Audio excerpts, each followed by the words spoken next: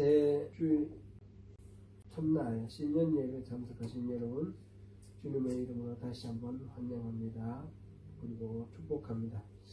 지난해의 마지막은 무겁고 슬픈 나날들이었습니다. 특별히 고국 무안공항에서 일어난 제주항공 여객기 참사로 인해서 179명이 사망하였습니다. 하루아침에 가족이나 친척을 잃고 고통하며 울부짖는 유가족들을 하나님께서 위로해 주시기를 간절히 구합니다.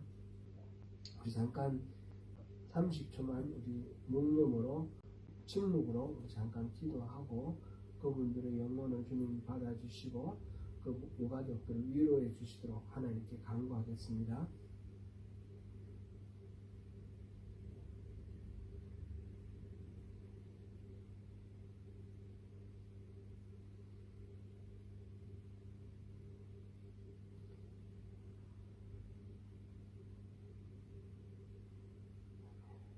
아멘.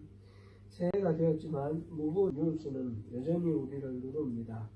조국이 겪고 있는 어려움을 하나님 치유하고 바로잡아 주시기를 또 간절히 구합니다. 불의가 정의를 이기지 못하도록 막아주시기를 바라며 악인의 꾀와 힘이 통하지 않도록 하여 주시기를 바랍니다. 세상에서 똑똑하고 잘났다고 평가를 받는 사람들이 얼마나 어리석은지 우리 모두 목격합니다. 특별히 이 과정에서 예수를 믿는다는 그리스도인들이 악의 편에 서지 않기를 바라며 가슴 저리는 그런 아픔을 품고 기도합니다. 하나님의 통치가 이루어지도록 우리를 도와주시기를 간절히 기도합니다. 이번 주일부터 우리 6주간 여호수아를 본문으로 하여 말씀을 나눕니다. 여호수아와 함께 가나안에 들어가는 이스라엘을 통해 말씀하시는 하나님의 말씀을 잘 배우고 살피는 그런 시간이 되기를 바랍니다. 여호수아는 모세가 사망한 후 모세의 시종이었던 여호수아가 새로운 지도자가 되어 이스라엘을 가나안 땅으로 진입시켜 나가고 정복하여 땅을 분배하여 가나안에 정착해 가는 과정을 기록한 성경입니다. 기독교에서는 모세 5경 뒤이어서 나오는 여호수아부터 사사기, 룻기, 사무엘상하, 열왕기상하, 역대상하, 그다음에 에스라, 느헤미야, 그다음에 에스더 이렇게 역사서라고 이렇게 부릅니다. 분류를 합니다. 가나안을 정복한 때로부터 왕정 시대를 거쳐서 이렇게 나가다가 가나안에서 쫓겨난 역사, 그리고 다시 하나님 은혜로 되돌아오는 귀환하는 이스라엘의 역사를 기록하고 있는 것이 이 역사서들입니다. 그런데 이스라엘 사람들이 이 히브리 성경을 분류할 때는 좀 다르게 분류를 합니다. 이 여호수아, 사사기, 사무엘상하, 열왕기상하 이것을 전기 예언서라고 부릅니다. 우리가 알고 있는 이사야, 또 예레미야, 에스겔, 그리고 이제 호세아부터 말라기까지 12소 선지서 이런 것들도 예언서인데 그거는 후기 예언서라 그러고 이 여호수아부터 열왕기까지는 전기 예언서라고 이렇게 구분합니다. 왜 이스라엘의 역사를 다루고 있는 이 책들을 예언서라고 분류하고 있을까? 단순한 역사의 서술이 아니라 하나님의 영이 담겨있는 기록이다 이렇게 생각하기 때문입니다. 비록 우리는 기독교에서 이 역사서로 분류를 하지만 히브리 성경 분류에서 예언서로 분류한다는 점을 염두에 두면서 우리가 이 부분을 살펴보면 더 성경의 원래의 뜻에 가깝게 다가갈 수 있을 것입니다. 예언서라고 분류했었는데 이 예언이라는 게 무엇인가부터 먼저 잠깐 한번 살펴보면 좋겠습니다. 일반적으로 흔히 쓰는 말 예언, 미리 예자 써서 미리 그 다음에 말씀은 이 말은 장래에 일어날 일을 미리 알고 말한다 라는 그런 의미입니다. 점치는 거죠. 근데 성경에서 말하는 예언이라는 말은 이 미리 예자가 조금 다른 글자입니다. 맡길 예자, 예탁한다, 예언할 때 그 예자를 사용합니다. 그래서 예언, 말씀을 맡긴다, 그런 의미입니다. 하나님의 계시의 말씀을 맡은 사람이 하나님이 맡겨주신 그 말씀을 사람에게 전하는 것입니다. 이거는 이렇게 예언, 맡길 예자를 썼을 때는 우리가 말하는 신탁이라는 말이 있죠.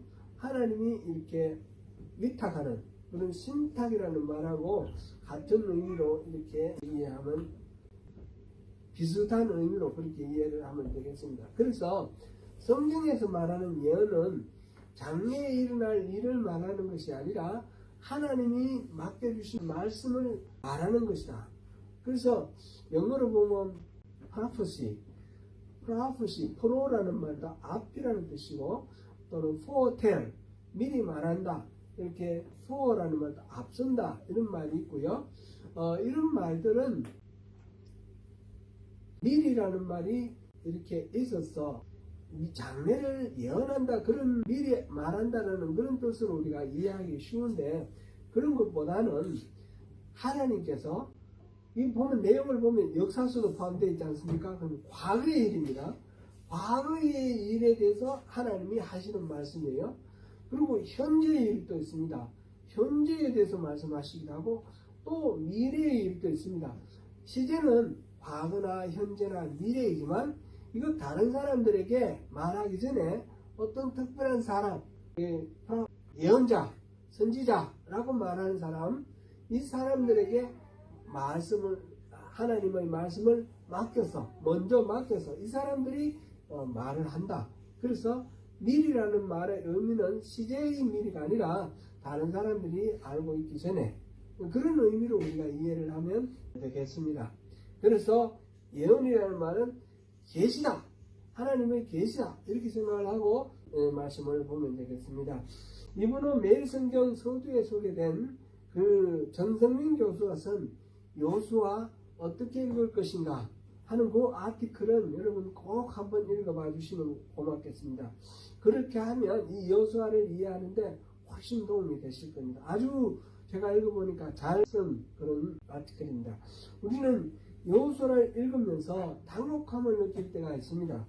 내용이 너무 잔인하고 이스라엘 민족이 다른 민족에 대해서 진멸하라, 이런 하나님의 말씀이 여러 번 나오고, 칼, 그 다음에 이런 전쟁, 이런 말들이 계속 나오기 때문에 하나님이 너무 편파적으로 이스라엘을 편드는 것 같고, 하나님이 너무 잔혹하게 다른 민족들을 말하자면 대량 학살하고 또 인종 청소하고, 오늘날 또 그런 것들이 있지 않습니까? 제노사이드, 그 다음에 뭐 클리닝, 이런 것들, 너무 끔찍한 일들이 있는데, 그런 일들을 하는 사람들이 보면 주로 종교적인 목적에서 나오는 거거든요. 맞으면 기독교적 배경을 가진 사람들이 그렇게 하는 경우들이 많이 있습니다. 그래서 그거 모든 근거가 이 여호수아, 그 다음에 뭐 사사기에도 물론 나오지만 가장 심하게 나온 게 여호수아입니다. 그래서 우리가 많이 당혹스럽고, 가나안을 정복할 때 쓰는 그 폭력의 한계는 어디까지인지 궁금하기도 합니다. 오늘날 이 가나안 정복과 같은 개념으로 전쟁, 폭력을 정당화하는 그런 논리를 많이 봅니다. 지금도 하나님의 뜻을 이루기 위해서 폭력과 전쟁이 필요할까요? 예수님은 맞서 싸우지 아니하시고 십자가를 지고 죽으심으로 그 전쟁에서 이기셨습니다. 그러면 요한계시록에서 보면 그 7 두루마리 봉인한 것을 이렇게 들고 이 떼시는 분이 누구냐? 그분이 바로 예수님인데 뭐라고 표현이 되어 있느냐 하면, 하나님의 뜻을 이렇게 밝히는 사람, 주인공, 승리자인데, 그분이 어떻게 표현됐냐면 죽임당한 어린 양, 이렇게 표현되어 있습니다. 그리고 그분의 손에 들려있는 생명책에 구원받은 사람들이 다 기록되어 있습니다. 죽임당한 어린 양이라고 왜 그렇게 표현을 했을까? 왜 하나님은 요한계시록의 저자 요한에게 예수님에 대해서 다른 많은 묘사할 그런 것들이 있는데 왜 죽임당한 어린 양이라고 표현을 했을까? 그것은 이 여호수아에서 이렇게 진멸하는 그런 이미지하고는 정반대가 되지 않습니까? 이런 것들을 우리가 칼로 무 자르듯이 딱 자를 수는 없지만 이 성경이 전체적으로 하나님의 뜻을 담고 있는데, 특별히 이 여호수아를 하나의 전쟁의 기록이라는 어떤 역사서가 아니라 예언서라는 관점에서 바라볼 때 이거는 균형 있게 고민하면서 살펴보아야 할 것입니다. 가나안 정복은 역사적 서술은 분명하지만 역사적 사실에 관한 기록이 아니라 역사적 의미에 관한 기록이다, 이렇게 우리가 볼 수 있겠습니다. 길게 봤을 때 출애굽에서 가나안에서 애굽에서 구원받아 나온 백성들이 하나님이 인도하시는 곳으로 가는데, 이 여호수아가 가나안을 정복하듯이 이렇게 정복하고 들어가는 겁니다. 그리고 그곳에서 정착해 살다가 결국은 쫓겨납니다. 이 들어가는 것과 쫓겨나는 것, 어떤 관련성이 있습니까? 하나님의 말씀을 지키기 위해서 분투하고 싸우는 그런 노력이 이 여호수아에 담겨 있는 것이고, 그것에 해이해져서 그 하나님과의 약속을 잊어버렸을 때 하나님으로부터 버림받고 쫓겨나는 것입니다. 길게 봐서 이스라엘의 역사, 이거를 예언서라고 분류하는 이유는 그 속에 하나님의 그 역사 해석이 담겨 있다는 것입니다. 하나님이 말씀하시는 하나님의 뜻이 담겨 있는 것입니다. 그 전성민 교수의 아티클에서 이것을 몇 가지로 이제 요약을 했는데, 첫 번째, 하나님의 은혜는 이스라엘과 이방인 사이에 차별이 없다. 이스라엘을 전적으로 편드는 것 같지만 그거는 이스라엘이 하나님 선택한 민족이라서 편드는 것이 아니라 그들이 하나님이 뜻 안에 있기 때문에 편드는 겁니다. 그리고 그 가나안 땅의 7 부족이 진멸을 당하고 축출되는 이유는 이스라엘이 아닌 이민족이라서 그런 것이 아니라 그들이 하나님을 배반하고 하나님을 무시하고 하나님을 대적했기 때문에 물러나는 것입니다. 마찬가지로 이스라엘 민족이라도 하나님을 무시하고 외면하고 하나님을 대적했을 때는 그 가나안 땅에서 쫓겨나서 포로로 쫓겨나고 죽고 이렇게 끌려가는 것입니다. 이거는 이스라엘 민족이냐 다른 타민족이냐가 아니라 하나님과의 언약 관계 안에 있느냐 그렇지 못하느냐, 그것이 그 차이라는 것을 첫 번째 우리가 기억할 부분입니다. 그 중에 이제 대표적인 사례로 기생 라합이 나왔습니다. 기생 라합은 가나안 민족이지만 그는 하나님을 두려워하고 믿었기 때문에 온 가족이 다 구원받았습니다. 반면에 이스라엘 민족이었지만 아간이라는 사람은 하나님과의 언약을 벗어나서 그 전쟁 노획물 다 불태우라는 그 전쟁 노획물을 몰래 숨겨서 자기가 혼자의 어떤 이익을 위해서 쓰려고 하다가 그것이 하나님 뜻에 어긋났기 때문에 자기가 가진 소유와 모든 소유와 함께 다 죽임을 당하고 버림을 받았습니다. 차별이 없다라는 것입니다.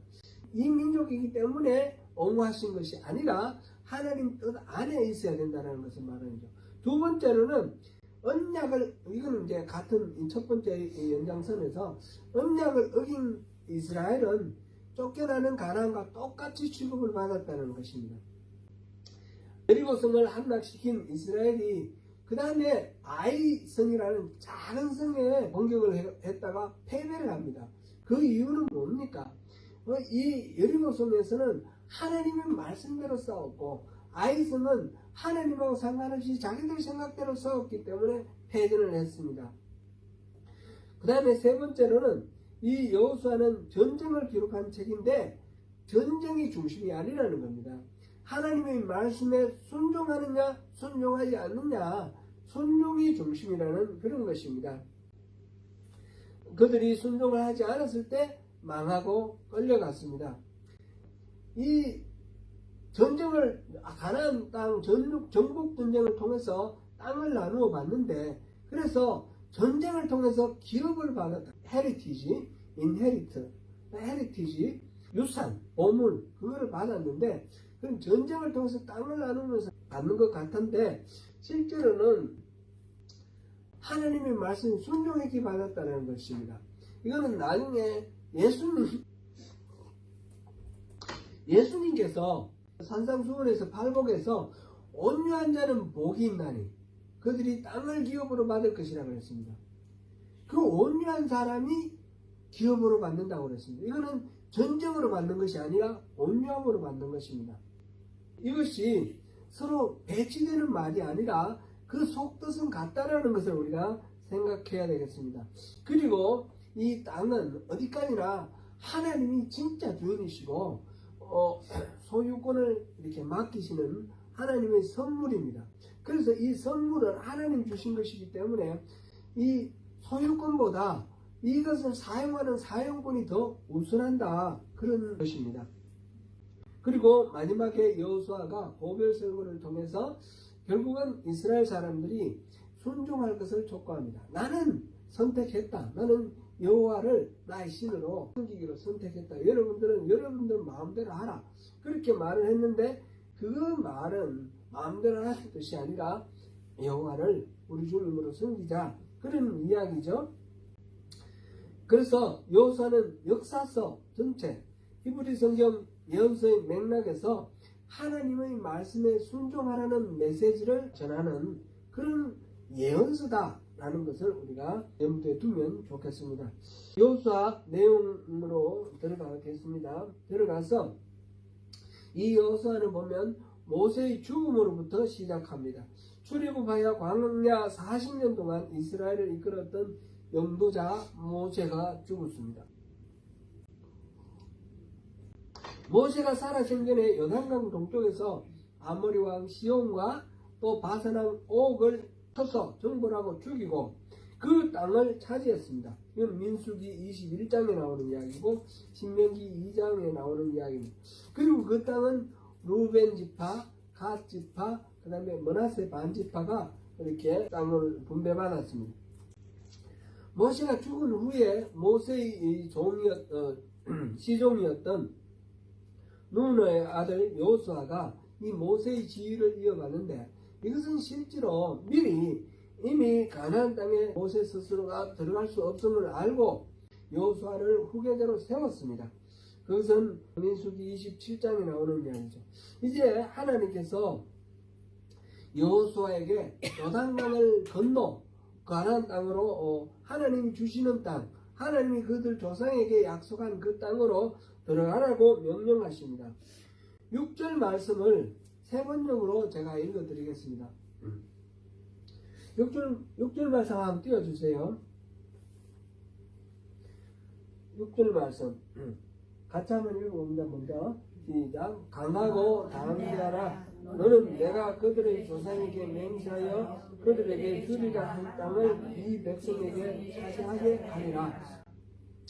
이 말씀을 공동번역에도 비슷하게 했고 세 번역에도 이렇게 번역을 했는데, 세 번역을 제가 읽어드리겠습니다.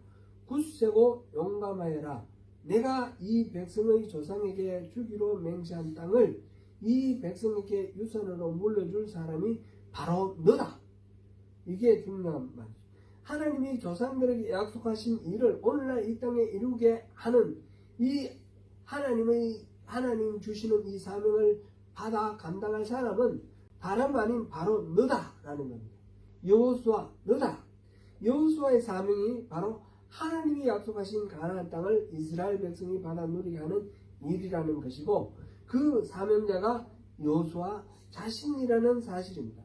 이 사명은 사실 이미 민수기 27장에 모세의 후계자로 세워질 때에 각오를 한 바이고, 신명기 3장 28절과 31장 7절에서 그렇게 예고가 되었습니다. 그러나 사실 이 명령은 매우 무겁고 두려운 명령입니다. 요단강 건너편에는 7 부족이 이미 살고 있습니다. 여호수아는 민수기 13장 14장에 그 정탐꾼 12정탐꾼 기록이 나와 있는데, 가나안 땅을 정탐한 그 정탐꾼 중에 에브라임 지파의 대표자로 이 여호수아가 선발되어서 가나안 땅을 40일 동안 둘러본 경험이 있습니다. 그때 그들이 발견한 것은 그 가나안 땅에는 여러 부족들이 살고 있다는 것과, 그리고 그 땅 그 주민은 강하고 그 성읍은 높고 견고하더라 라는 것입니다. 거인족인 아낙 자손, 네피림 후손인 아낙 자손이 살고 있더라. 이런 것들을 다 보았습니다. 민수기 13장 28절입니다. 함께 갔던 정탐꾼들은 그들 앞에서 우리는 스스로 보기에 메뚜기 같다 이렇게 말할 정도로 상대는 아주 강력한 그런 사람들이었습니다. 백성들이 두려워하지 말라고 큰소리치는 그런 가운데서 불행히도 백성들은 이 여호수아와 갈렙의 말을 듣지 않고 10명의 말을 듣고 민수기 13장 33절에 나오는 말씀이고요.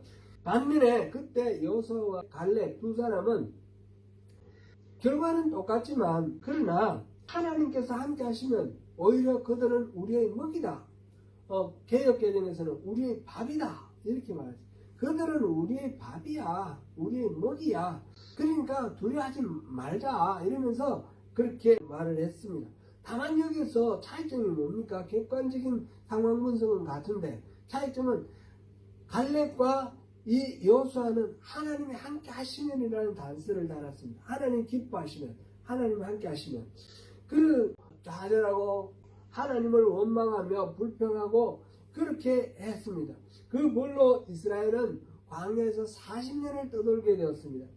20대 팔팔했던 여호수아도 이제 60대가 되었습니다. 무엇보다 그동안은 늘 모세가 있었습니다. 여호수아는 모세의 시종으로서 모세가 항상 하나님과 함께 하는 것을 보았습니다. 직접 목격을 했습니다.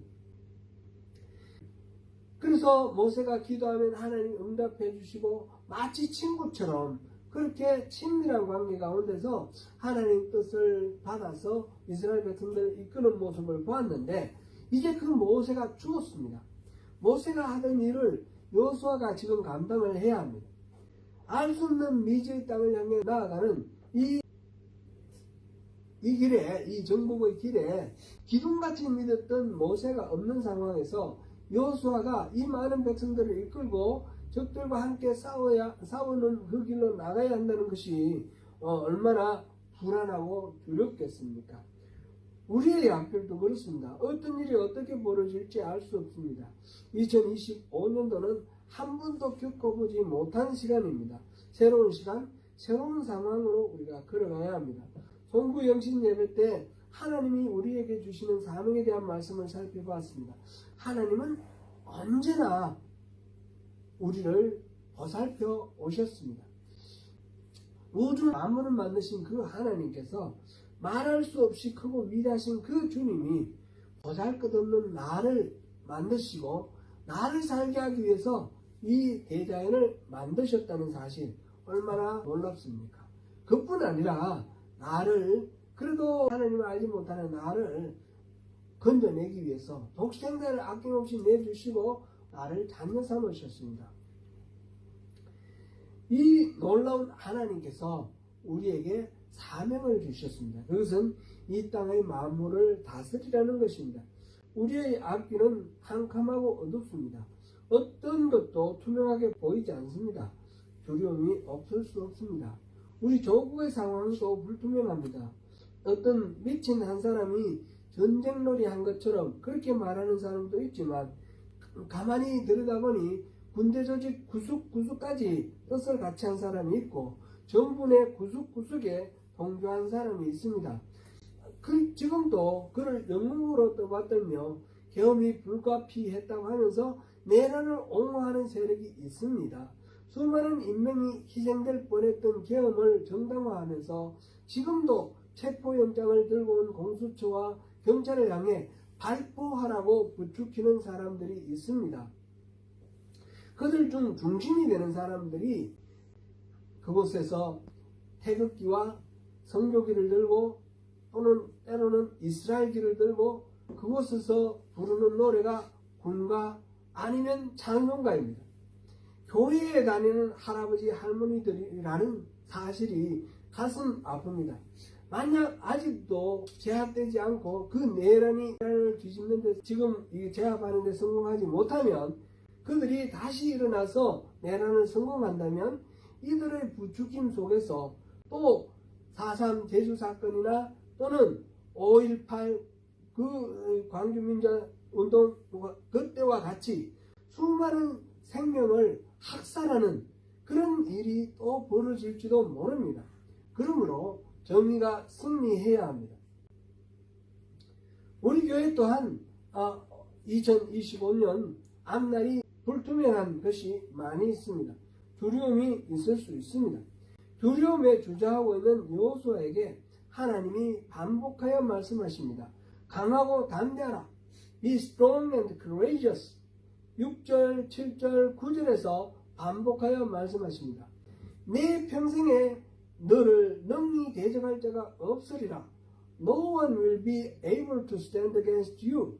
5절에서 그렇게 장담하시면서 약속하십니다. 내가 너와 함께 하겠다. I'll be with you. 5절, 9절 반복해서 그 말씀을 하십니다. 하나님이 모세와 늘 함께 해주셨던 것처럼 여호수아 너와 함께 해주시겠다라고 말씀하십니다. 모세의 시종으로서 40년간 모세 옆에서 직접 그와 함께 하시는 하나님을 목격하였던 여호수아에게 내가 너와 함께 하겠다라고 하시는 이 약속의 말씀이 얼마나 큰 힘이 있을지 한번 상상해 보시면 좋겠습니다. 아브라함과 늘 함께 하셨던 그 하나님, 그 하나님이 이삭과도 함께 하시겠다 약속하셨고 그렇게 하셨으며, 야곱과도 함께 하겠다 약속하셨고 그렇게 하셨으며, 요셉과도 늘 함께 하겠다 약속하셨고 그와 함께 하셔서 요셉이 하는 모든 일이 형통했습니다. 그가 노예로 있을 때 노예의 상태에서 형통했고, 그가 감옥에 죄수로 있을 때 죄수의 상태에서 그가 하는 모든 일이 형통했습니다. 이러한 맥락 속에서 예수님도 승천하시기 전에 말씀하셨습니다. 내가 세상 끝날까지 너희와 항상 함께 있으리라. I am with you always to the very end of the age. 하나님께서는 택한 자와 함께 계시는 임마누엘 하나님이십니다. 여호수아에게 이 모든 하나님의 뜻을, 이 사명을 이룰 사람이 바로 너다라고 말씀하신 그 하나님이 바로 오늘 바로 저와 여러분에게 하나님이 이 땅을 다스리는 이 사명을 수행할 사명자는 바로 너다라고 말씀을 하시면서 내가 너와 함께 하겠다 약속하시는 것입니다. 이렇게 하나님이 함께 하시겠다 약속하시면서 하나님이 여호수아에게 요구한 것이 있습니다. 7절, 8절에서 두 번이나 반복해서 요구하시는 내용이 무엇입니까? 율법을 지키라. Be careful to obey all the law 라고 말씀하십니다. 이 율법책을 내 입에서 떠나지 말게 하며 주의하러 그를 묵상하여 그 안에 기록된 대로 다 지켜 행하라. Do not let this book of the law depart from your mouth. Meditate on it day and night, so that you may be careful to do everything written in it. 라고 말씀하십니다. 강함과 담대함으로 전쟁하라는 말이 아니라 강함과 담대함으로 율법을 지키라는 것입니다. 율법을 온전히 지키기 위해서 언제나 율법책을 지키고 수시로 묵상하라고 하십니다. 그렇게 하면 가나안 땅을 차지하는 과정은 평탄하고 형통할 것이라 약속하십니다. 오늘 설교의 제목이 두려움을 딛고 일어서는 용기입니다. 두려움을 딛고 일어서는 용기는 어디에서 나옵니까? 매일매일 말씀을 묵상하실 때 우리에게 주시는 하나님의 말씀에서 그 용기가 나오는 것입니다. 그러므로 우리는 결단을 해야 됩니다. 주야로 말씀을 묵상하고 그 율법책이 우리 입에서 떠나지 않도록 그것을 위해서 우리가 강하고 담대하게 결단을 해야 하는 것입니다. 사랑하는 성도 여러분, 새해는 주님이 우리를 불러 세우십니다. 많은 그리스도인도 중요하지만 바로 너다 라고 하시면서 주님이 주시는 사명을 일깨워 주십니다. 주님이 주시는 사명을 감당하기에는 두려움이 따르는 것이 사실입니다. 그러나 하나님은 강하고 담대하여 하나님의 말씀을 묵상하고 지키면 하나님이 항상 함께 하셔서 우리가 수행하는 사명이 형통하게 될 것이라 말씀하십니다. 내 평생에 대적할 사람이 없다고 하십니다. 가장 핵심적인 것은 하나님의 말씀을 묵상하고 지키는 것. 하나님의 언약 안에 거하는 것, 그것입니다.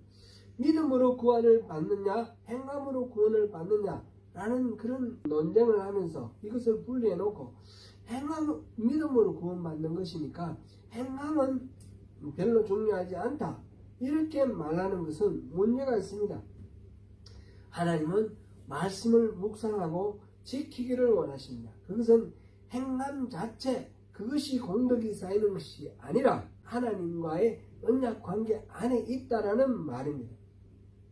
하나님 안에 있지 않으면 우리의 삶은 하나님과 아무 상관없습니다. 하나님 안에 있을 때 하나님이 함께 하심으로 인해 나타나는 형통함이 있습니다. 강하고 담대하게 하나님의 말씀을 묵상하고 실천하는 가운데 하나님의 나라를 이 땅에 이루어 나가시는 저와 여러분이 되시기를 축원합니다. 기도하겠습니다. 하나님, 2025년 신년 첫 주일입니다. 올해 한 해는 어떻게 살아갈까? 무슨 일이 일어날까? 불안함과 두려움이 없는 것이 아니지만 우리가 강하고 담대하게 하나님의 언약 안에 있기로 결단합니다. 하나님의 율법을 주야로 묵상하며 늘 그 안에 있기로 결단합니다. 주님 안에 있는 우리들을 주님께서 함께 하셔서 모든 일에 형통함이 있게 하실 것을 믿음으로 우리가 어떤 두려움이나 어떤 불안함도 떨쳐버리고 주님 안에서 주님이 주시는 참된 기쁨과 평강을 누립니다. 주님, 우리를 받아 주시옵소서.